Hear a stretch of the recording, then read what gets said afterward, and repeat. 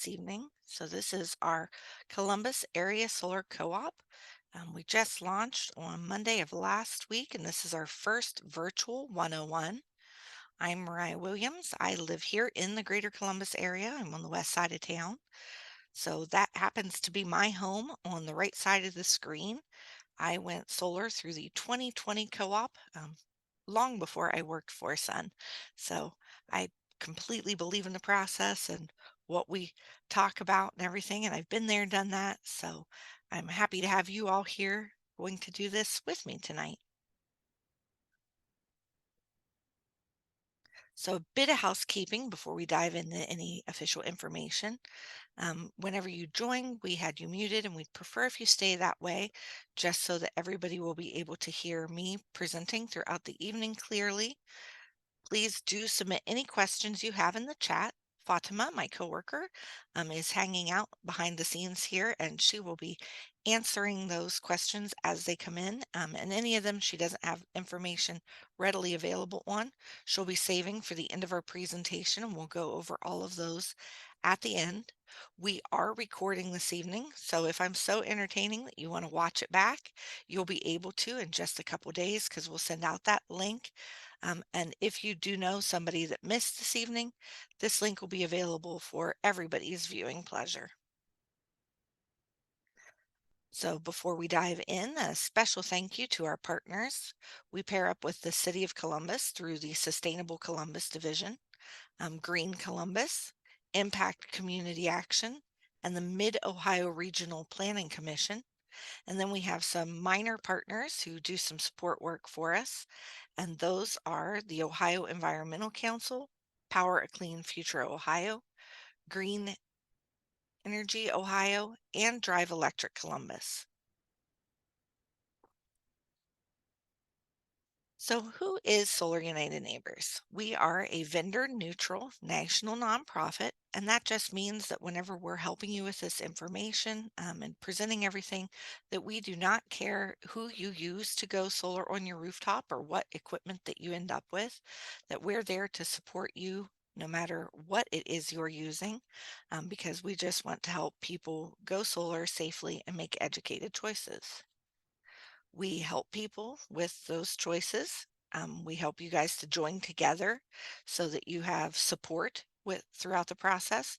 And then whenever we're not doing things like this Solar 101, we help to fight for energy rates. So previously that was we helped to enact some legislation here in Ohio for HOAs and condos to have easier access to going solar, so the rules aren't so prohibitive and such barriers.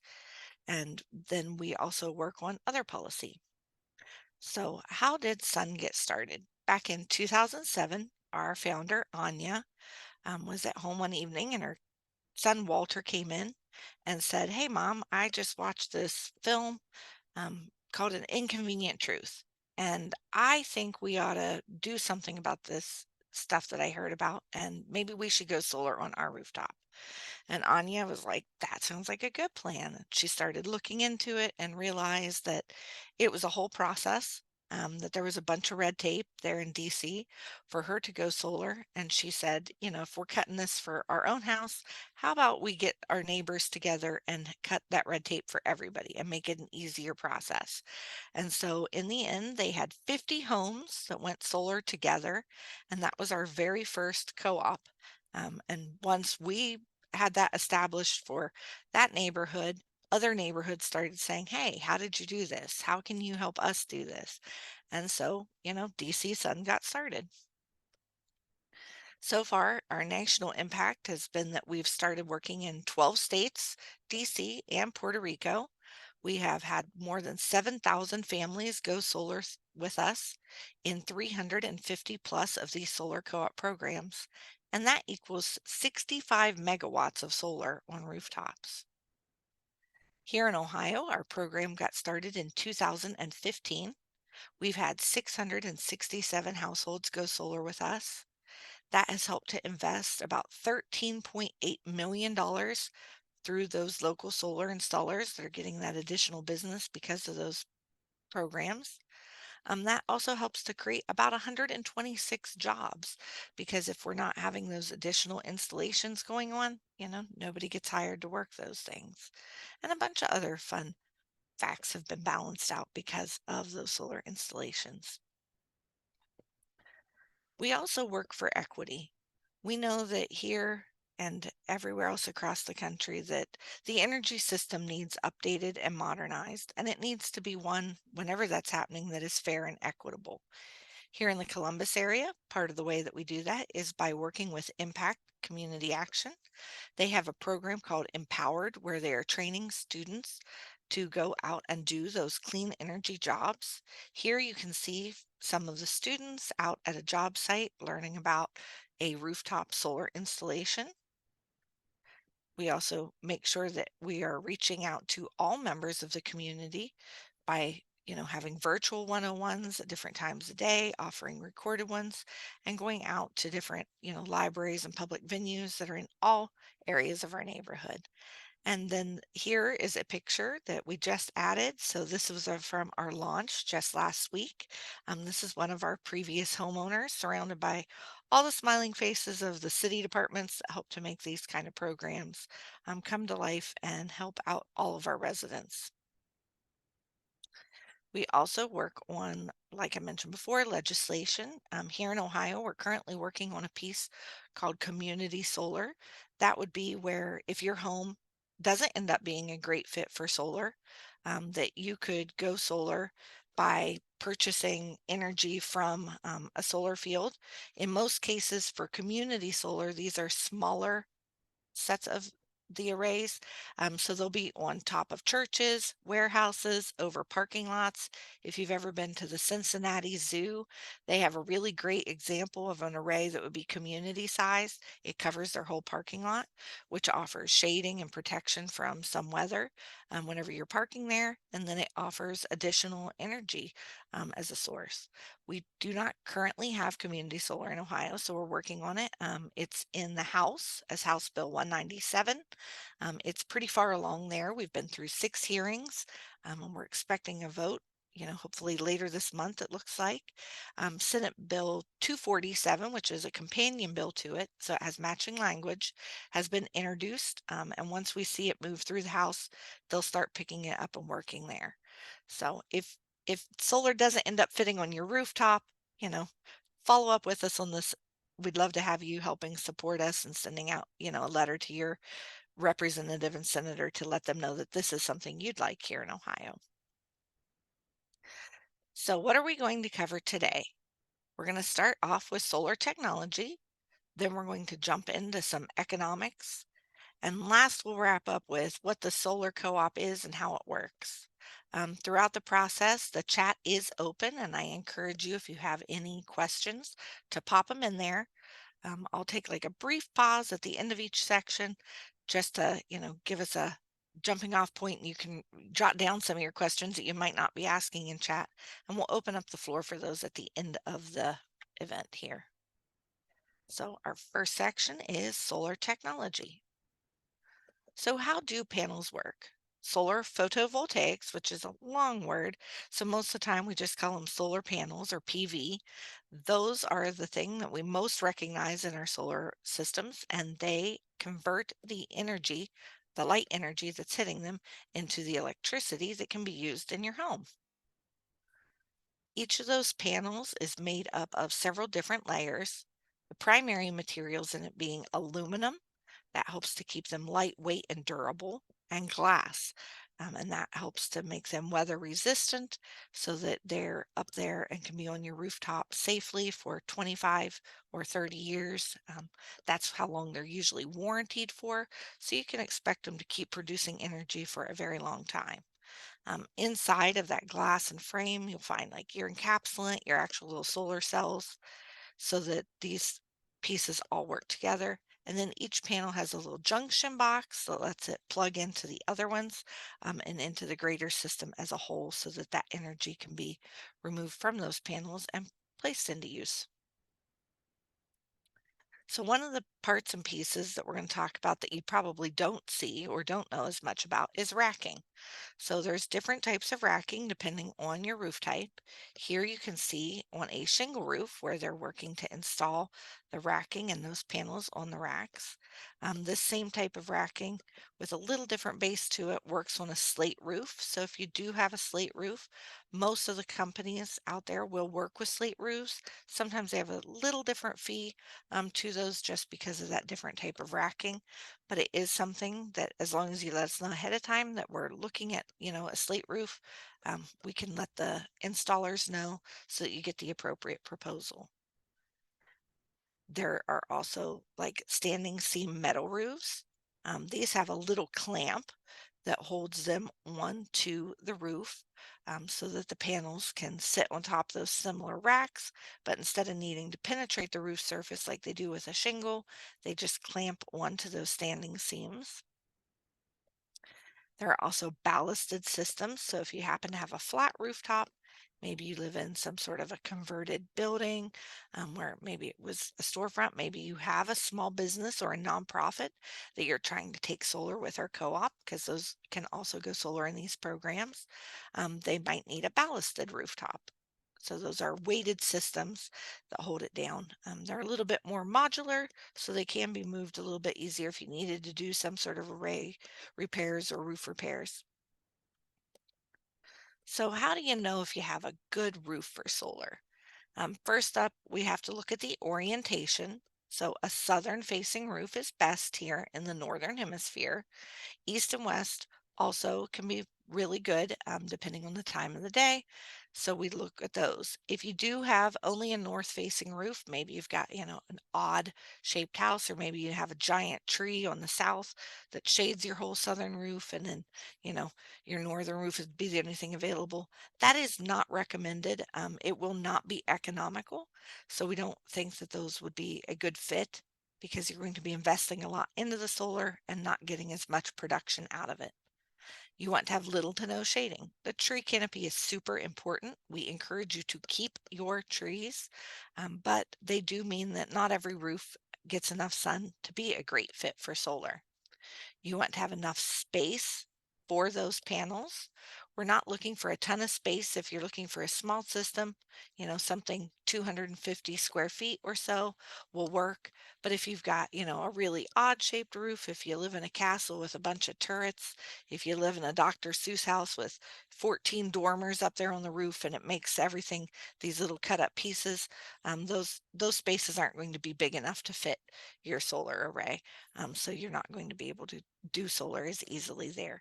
But most houses have a very typical, we all know them, like a big rectangular surface for their roof, and they fit a solar array easily.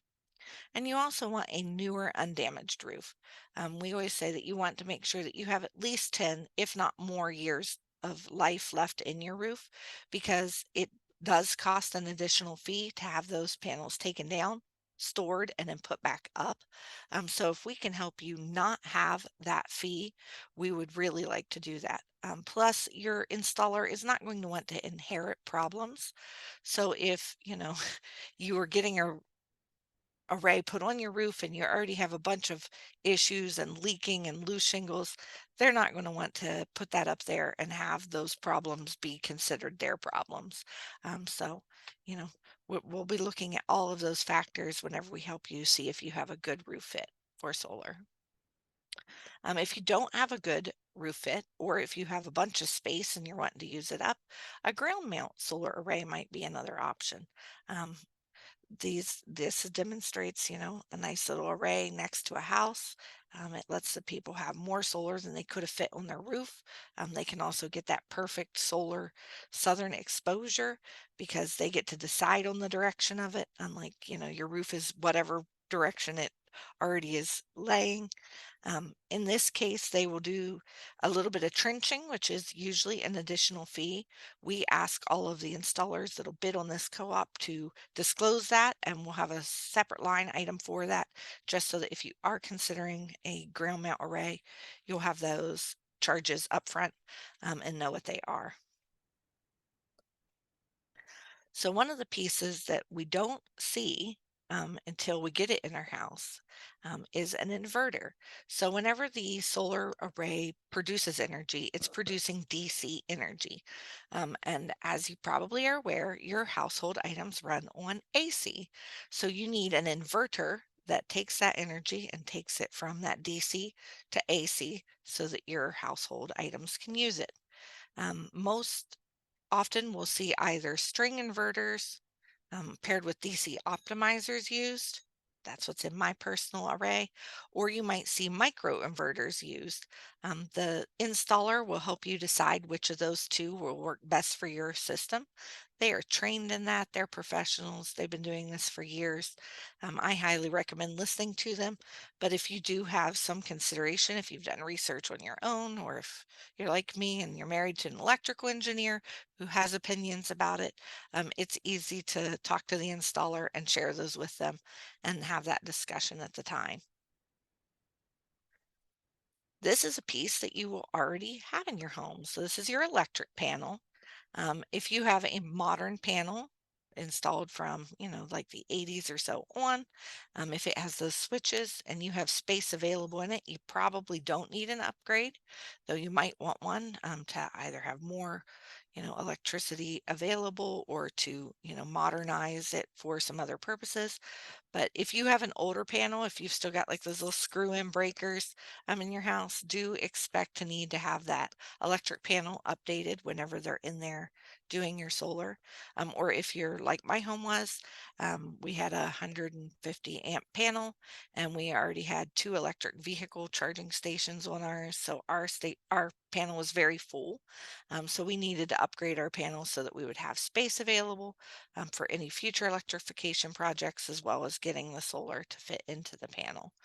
So, but that is again something they'll probably have you either take a picture of your panel or, indicate to them in some way, the age of your panel, and they'll help you decide from there on if that will work or not. So, some of the important terminology that you will hear tossed about during this presentation is kilowatts. That is the measurement of the energy coming off of the system at any one given time. Kilowatt hours, that is the total energy production that your system can make over the course of a day. Um, the easiest way I have found to remember those things is that I like to reference kilowatts as like the garden hose and kilowatt hours as the pool I'm trying to fill up. So if your household usage is a little tiny kiddie pool, you only have one or two people in your home, you're very energy efficient, you have a smaller home, and you're not, doing any big activities with the electricity, you probably only have a kiddie pool that you need to fill. So a small, array will do that nicely. If you have a giant Olympic-sized pool of usage during the day, you've got, a bunch of kids running around, or you're like me and you have an electric car that you're trying to charge. If you like to use your hot tub on a daily basis, then you probably need more energy over the course of the day. So you're going to need a bigger system in order to fulfill that. So I reference that as like my little, my smaller homes are my kiddie pools and they can fill up with a garden hose, and then my bigger homes are my, Olympic sized pools. They have a bunch of kilowatt hours in them and they need like a fire hose to fill them up. So they need a fire hose size system of kilowatts to do that with. Here in Ohio, we find that the average system size is somewhere between 6 and 7. That hits that sweet spot of, giving you enough energy to offset most, if not all, of your electric bill without having too much left over. But it all depends on what your goal is. If maybe you have a specific budget you're wanting to spend, or maybe your goal is to cover 100% of your consumption. But whatever that goal is, you'll talk about that, with the installer. They'll help you to right size your system to make sure it fits your needs.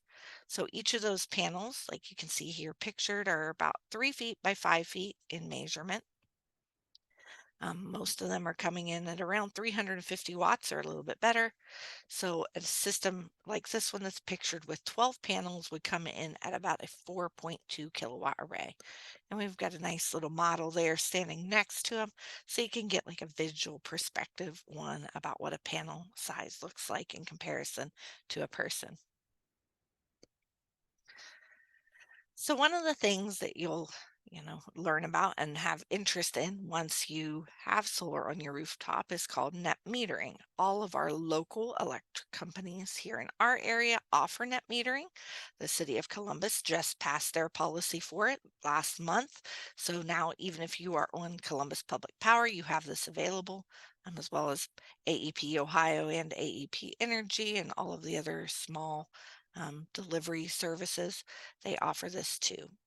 So if you have any questions about if your company does or not, you can let us know by email or in the Q&A chat section who your company is, and we can look them up for you if need be. But the solar panels are obviously absorbing energy from the sun and turning it into electricity that your household can use.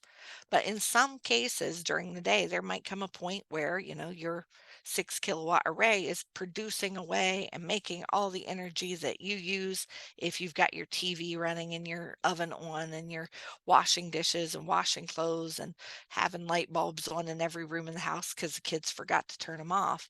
And then all of a sudden, all those activities end, and now you're producing extra energy. So, what happens to that energy? Well, in the case of net metering, it goes out to the grid, so your meter is bidirectional, and it can keep track of that energy that's being pushed out to the grid. And then AEP, or whoever your provider is going to give you back a one-to-one credit for that energy. So in my case, here earlier today, even in the rain, my array was producing a little bit more than we were using in our household because it was kind of a quiet day here at my house. And whenever that was happening, I was earning credits that I get to use later. In my case, I'll probably use most of those overnight tonight because my solar won't be producing, and I didn't have a really high energy day today with the rain out there.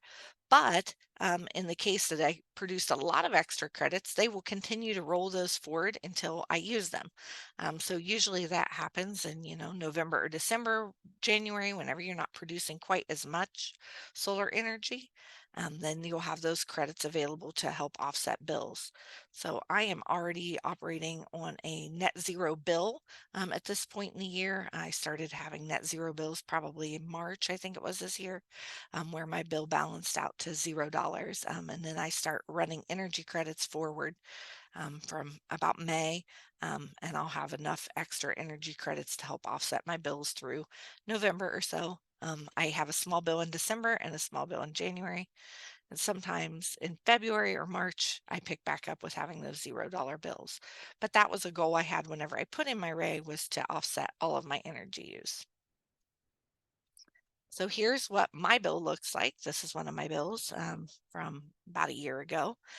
So as you can see, in June, I would have owed them negative $26.66. So that's a credit rolling forward. Then in July, my generation came in at negative 21.49. That just means that I was making more electricity than I was using them and having them supply. So I was owed a credit on that. I still have distribution fees just like everybody else, but my distribution fee is much smaller because I'm not having to pull as often from the grid. So I'm only charged whenever I am using that distribution. The standard $10 fixed service customer charge is still in place, the fee, as I like to refer to it. And then that balanced out my current electric charges to being negative $7.72. So at the end of July last year, I was rolling a $34.38 credit forward, that if I needed it in July, I had it available, and otherwise it would carry on until I did use it later in the year.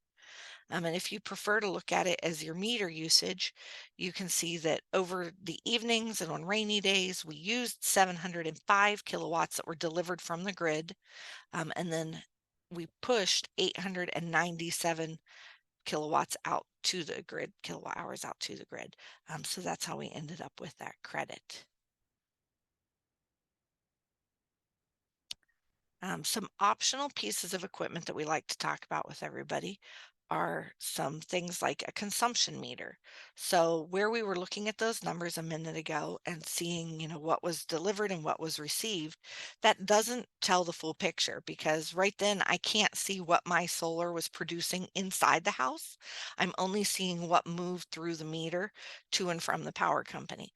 So if I want to see that full picture and see what my energy, inside the house is looking like and what's being used, I need to have a consumption meter installed.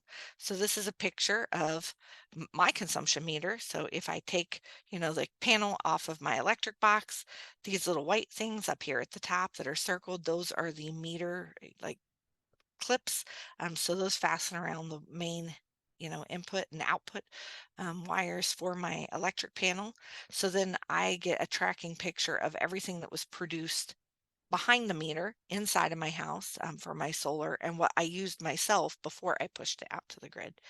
Most of the time, these are now built into a lot of the inverters. So this may not be something you have to have installed separately, but it's always worth an ask to the installer if it's something that you're interested in and it isn't part of the system. So whenever you get your solar array installed, um, inside of the little inverter, this is a picture of one that's installed inside of the inverter down here on the bottom with the yellow circle around it. So that's the consumption monitor inside of a solar edge unit. But all of these things come with apps. So you can see up at the top left, that one that looks like a wave on a graph is by Enphase. That is just one of the major producers of equipment right now. That is what theirs looks like. So every day you can flip through and see how much energy you imported, how much you exported, what that looked like inside of your house, what your consumption was. If you end up with solar edge equipment, it will look like the one on the right hand side. There's different ways you can lay out the information inside of each of those. Those are a part of the system that is built in for free. You just have to have a cell phone available that will run the apps. But otherwise, very handy tools to have so that you can see if you're doing, how much energy you are producing and how much energy you're using so you can keep track of your array. Another optional component that I highly want to encourage to everybody is called Critter Guard. So this is my rooftop. And as you can see, underneath of each of those panels is what looks like a little tiny fence, or for anybody that has farm animals, you probably know it as like chicken wire. That keeps the squirrels and the birds from getting underneath of my array.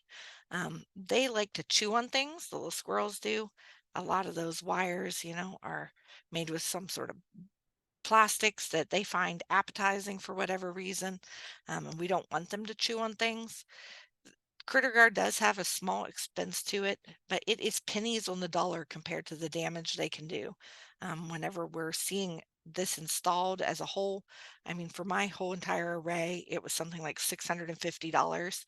The last person that wrote into me asking about who to have come out and help them with squirrel damage was looking at $12,000 in damages because the junction boxes on nearly every panel on their roof had to be replaced from where the little squirrels had just sat under there and had themselves a meal. Birds also like to cause damage. They like to build nests. Those nests will cause water damming in some cases where the water will back up your roof because it doesn't have an easy way to flow down. And they can also cause roof damage where the nests are sitting there and they're just sitting in one place and causing mold and stuff to grow around your shingles. So either way, I highly recommend Critter Guard. It's a small expense upfront, but it protects you against, you know, thousands of dollars of potential damages later. Another optional component is your battery.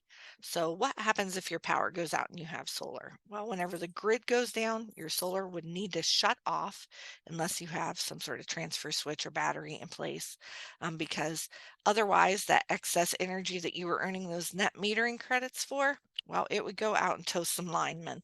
And while we may or may not have feelings about, our big companies as a whole, like AEP, we definitely don't want to fry our neighbors who are those linemen.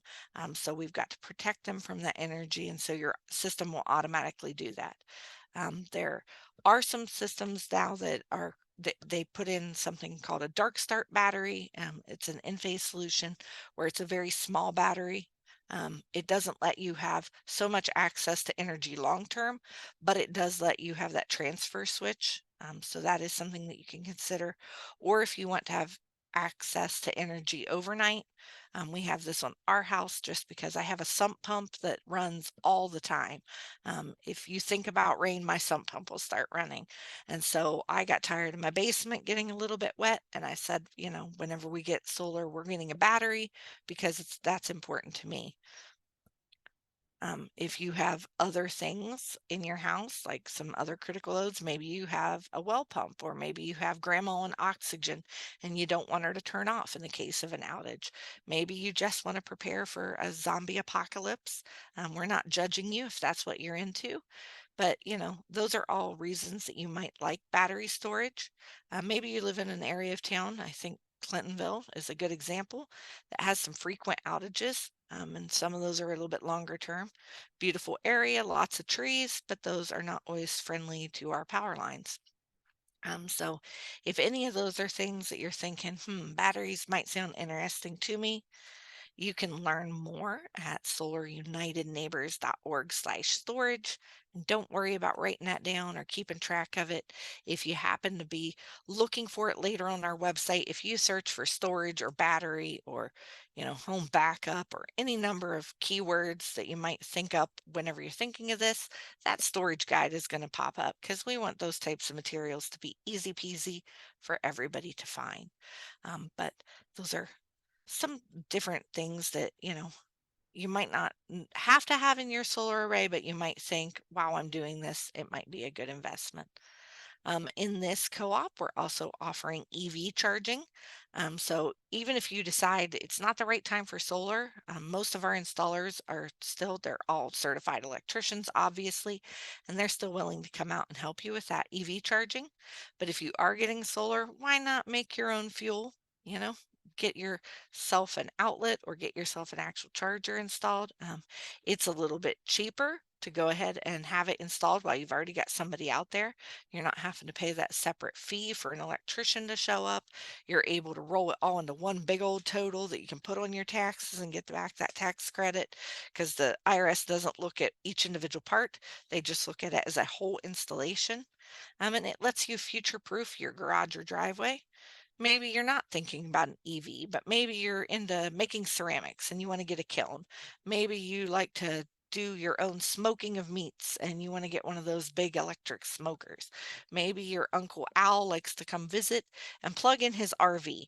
Whatever be the reason, if you have that, 1450 outlet like we see on the bottom of the picture here, installed, all of those things work off the same outlet. So you might as well have it installed while you've got the electrician there and it costs you a little less versus doing it later. So that outlet box is on the side of my garage. And what I really like about this style of it is I have a regular outlet there. I did not have a regular outlet on that side of my house before. So anytime I wanted to plug in any holiday lights or I needed to work on some part of my house and I needed a drill, I was having to run extension cords every which way. And now that I have that little box over there, I have an outlet handy on that end of my house. So it might just be, for convenience purposes that you decide you want to put one of those on. But those are all options that you can talk to somebody about and maybe get one installed. All right. So I'm going to take a quick break here and grab myself a sip of water. And just as a reminder, if you've got any questions, and it looks like we've had quite a few, drop them in the chat. Any of them that don't get answered throughout the presentation in the chat, we will cover at the end of the presentation. But right now, we're going to dive into the solar economics section. So solar is a good investment. Over the past, 15 years or so, it has dropped significantly in cost. It's went from being like a novelty or a boutique kind of item that people added to their house to being a pretty mainstream thing that we see installed quite regularly.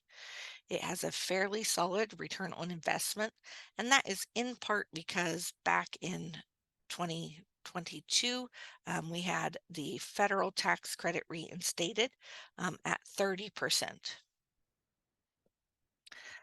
So with the solar co-ops, they help to reduce the installer's soft costs.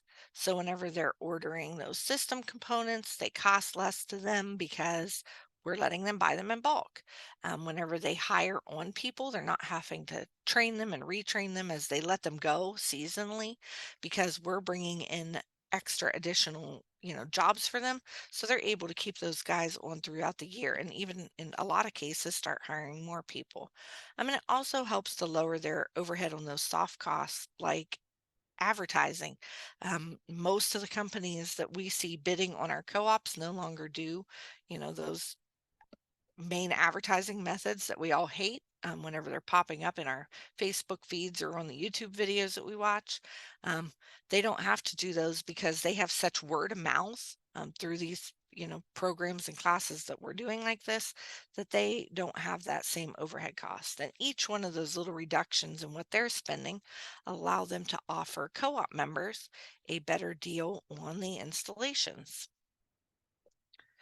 So, as I mentioned, there's a federal tax credit from 2022, whenever the Inflation Reduction Act reinstated that credit, through to 2032, as long as nobody does anything crazy on a federal level.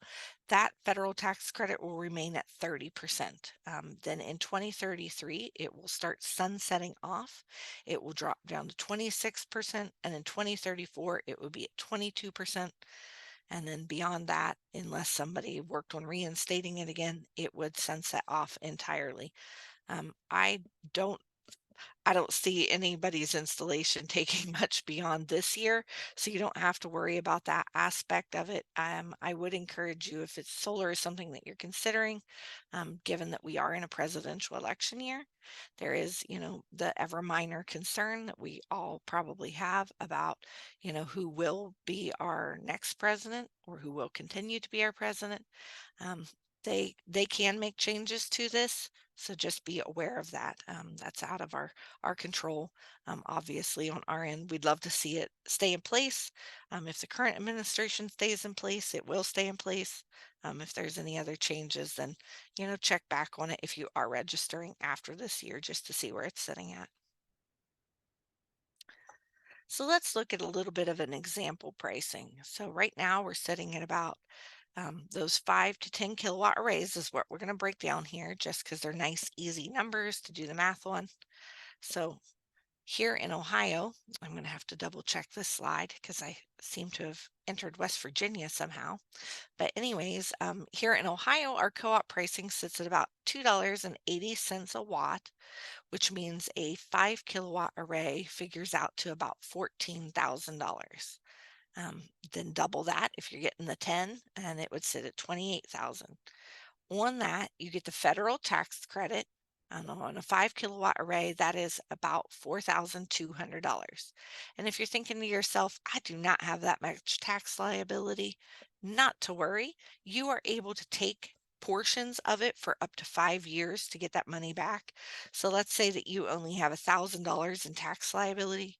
You can take $1,000 this year, $1,000 next year, and so forth and so on, and catch that last 200 in the fifth year and final year. So you can break it down and be able to recoup that in little tiny portions that are more bite size and maybe budget friendly, depending on, what your finances are. But one way or the other, by the time you get back that federal tax credit, you would end up with a net cost of about $9,800. That would give you, that system for a little under 10 if you're getting that 5 kilowatt array, or just a hint under 20 if you're looking at that 10 kilowatt array.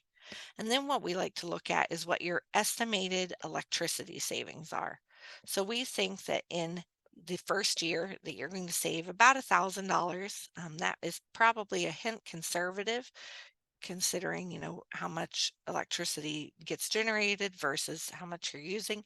But, it's always better to err on the side of caution. So we're looking at saving a little over $1,000 that first year, which means in 10 years, we're going to save about $11,000. And over that lifetime of the system, you would be saving about $31,000 on that initial $9,000 investment. Meaning if you looked at it as a profit, you'd be able to make about 21,000 on that array. Obviously, this varies a little bit with your electricity rates. If they keep going up, AEP changes prices in this area pretty routinely, it seems. Then, obviously your solar doesn't change price. Once you've got it installed, it's the same price. You've paid that one initial cost and you've got it for the lifetime of the system. So you're not having to pay that, increase on that electricity all the time. There are some financing and loan options available. If you have a farm or a farm related business, you might qualify for REAP. That is the Rural Energy for America program. So that's a really nice program for those farms. There are some other grant programs on occasion. You can check in with organizations like MORPC, the Mid Ohio Regional Planning Commission, um, and one of the Ohio departments of, I can't remember, housing, I think it is, right now is starting to offer some different programs too. So those are always things that you can follow up on and check in with people about. If those are something that interests you or you need that to be able to do your solar, let us know. We're always happy to help you check for resources that we might not be listing off and things like this.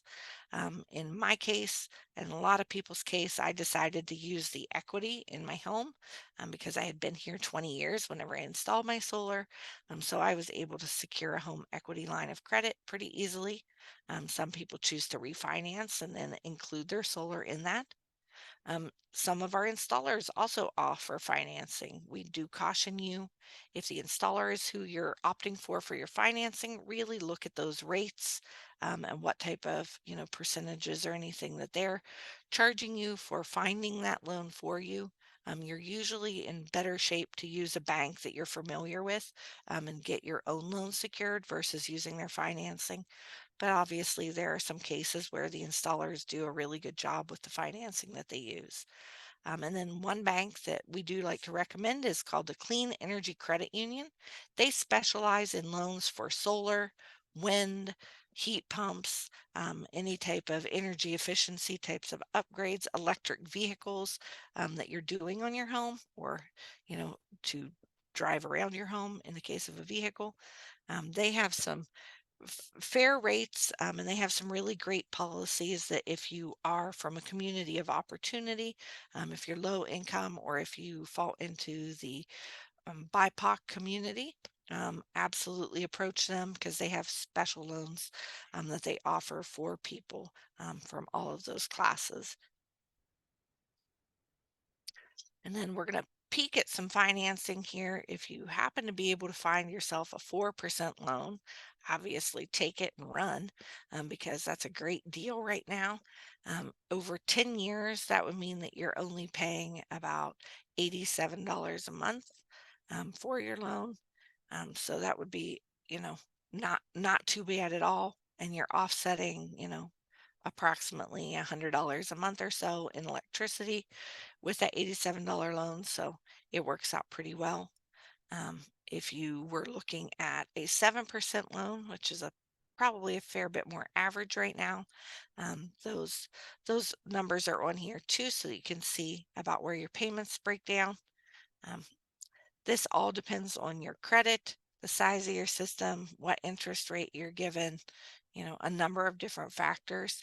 So we're not banks, don't hold us to any of these numbers, but we just try to present them so that people can get a ballpark in their head of what their loan might look like versus what their profit coming out of that is. All right, I'm going to take another little sip of water and then we're going to dive into how our solar co-ops work.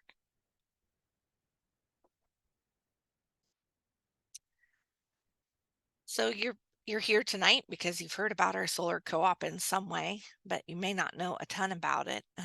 Why would you want to join our co-op versus just doing this on your own? Well, number one, we can offer you that really good rate on the installation because we are doing that bulk purchase for our whole co-op together.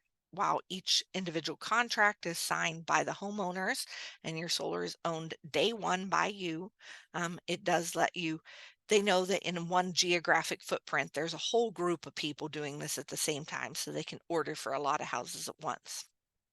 You also have support throughout the process. I don't know about you, but whenever I dive into something, I tend to dive in a little deeper than maybe I should at first glance. And so I want to find all the information I can. And I have a lot of questions then. And so it's really nice to have somebody that I can send an email to or I can call the help desk for and ask those questions. And, we're here for you. Even if you don't go solar with us, we're still here for you to answer those questions. If you decide to go solar a year or two from now, we'll be here to answer those questions. Or if you do go solar and a year from now you've got a question, we're still here. It lets you connect with fellow solar enthusiasts. Everybody you see in that chat, everybody that's hanging out here with you tonight or that comes out to any of our events, in the near future, is obviously into solar at least a little bit. So you've got that whole nice, group of people that you can hang out with, ask your questions to, and get their opinions on what, we're telling you too. It doesn't just got to be from the professionals, it can be from your fellow members of the group. And then lets you be a growing part of the solar movement. As I mentioned, I went solar through the 2020 co-op here. So even before I worked for Sun, I would show up at different co-op events to, be one of those people that answered questions and didn't have any attachment to the process. Kind of an alumni kind of process. So you've got those other people around you and you get to be a part of something that's just a little bit bigger. So our process for this co-op, we launched on May 6th, and right now we're in that nice bright orange column over on the left-hand side of the screen for steps 1 through 3, where we're learning in these free solar co-op info sessions. We're letting people sign up online to become a co-op member. It is free and there is no obligations to go solar with us. There's no cost until you decide to actually put solar on your rooftop.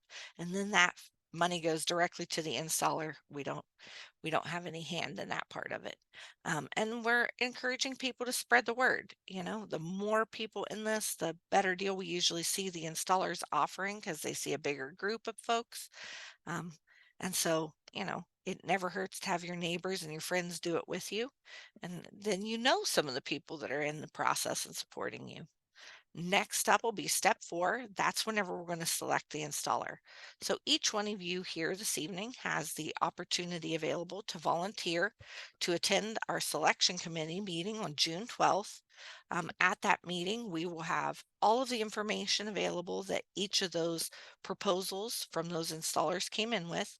We will put it on an easy to understand and easy to view together spreadsheet where it'll show you what brand of panels they're offering, what brand of the inverters they're offering. It'll show you the pricing for those additional things like slate roofs or trenching if you are going with a ground mount array. We even look up the reviews on those installers using, various services like the Better Business Bureau. Solar Reviews, Google, a number of different sites. We put all of that information down there. We also call all of the referrals they offer us. And if there's somebody that we've used for a previous co-op, we'll talk to some of those folks as well. So that it's not just the people they are saying, hey, talk to him. He's going to give you good information. Because we try to do a very good job of looking at each one of these installers and making sure they're who they say they are and that they're going to do a really great job for our co-op. So we'll look over all of those and then we don't get a vote. Fatima and I will be there, we'll support you, but we do not get a vote. The people that get a vote are the ones that might be going solar in this co-op. So each of those volunteer members, once they've reviewed that, will vote on the one bid, the one company that they think would do the best job or be the best price or the best warranty or what have you. And we'll have lots of information about what your fellow co-op members want because if any of you have filled out that form already to sign up, you know that we ask you, like, what's important? Do you want American made panels?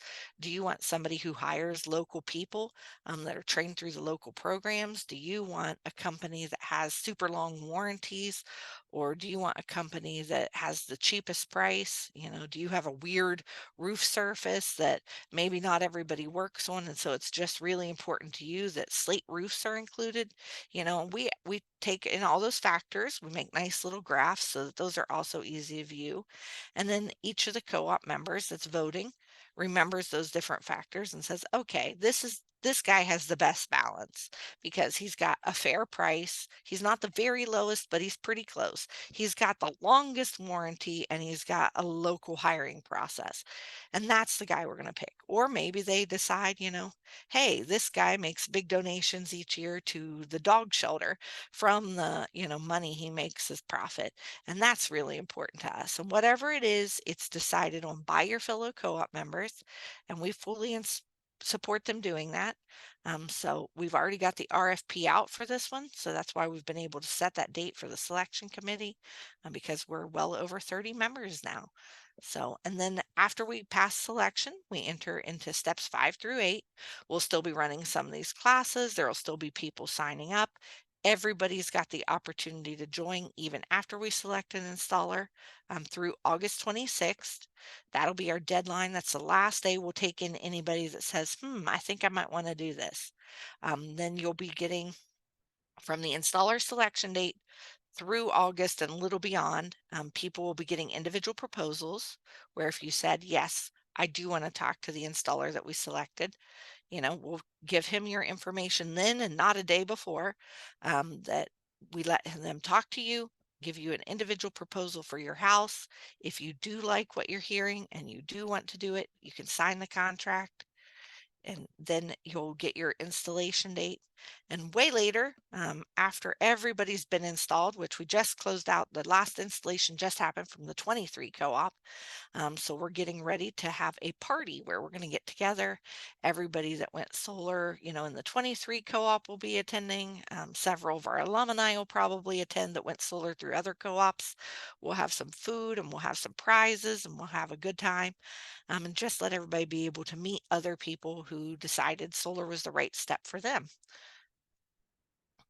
So if you haven't already, you can visit our Columbus area page at solarunitedneighbors.org/Columbus.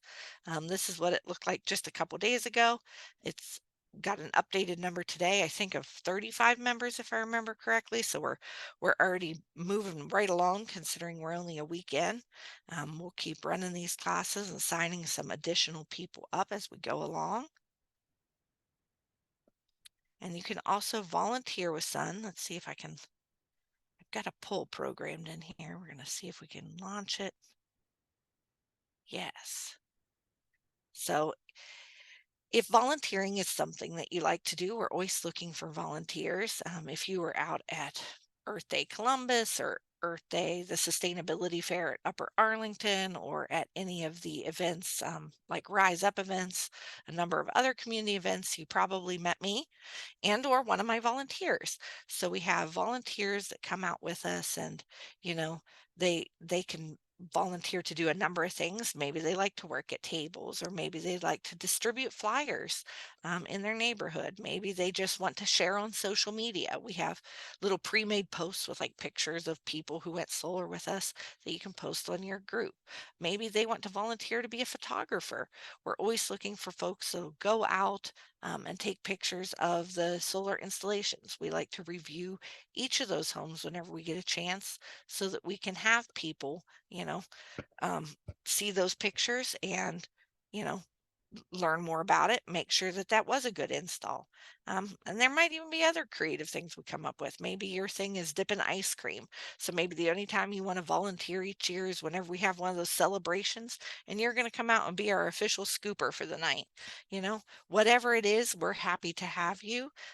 We also look for folks to help fill the room whenever we go to the State House. So whenever we've been having all these committee hearings recently for the community solar, we've been giving everybody a yellow t-shirt, like I've got on tonight, like the folks in the pictures have, so that we all look alike. We try to flood the room with yellow so that whenever those senators and those house reps are out there looking, all they're seeing is folks who definitely support solar, a bunch of smiling faces that are like, yes, give us solar, and good rules for it. Thanks. So, if that's something that interests you, though, we'd be happy to have you. I promise we're all just as nice as I am. So you'd love meeting each and every one of us to work with us. And then let's see if there it goes. So here this evening, as I mentioned, my name's Mariah Williams. If you want to reach me or any of the other teammates that I have here in Ohio, you can reach out to us at Ohio team at solarunitedneighbors.org. This picture is where we had a bunch of high school students back in during the winter that we took to the state house so that they could learn about what the process is like to work on a bill. They got to meet with a bunch of our senators and House reps and talk to them and ask them questions. They were there as a part of a program where they were learning about sustainability and then different, policies that might be enacted for it. So they were all there talking to them on your behalf about community solar.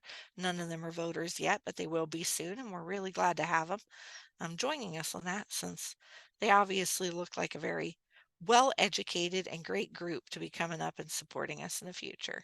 So, but we've got a bunch of questions in the chat. I'm going to stop sharing so that I can be able, and we're glad that you valued us this evening. So, if there's no other questions for the chat, we we will let you all go and have a great evening, and we look forward to seeing you in the co-op.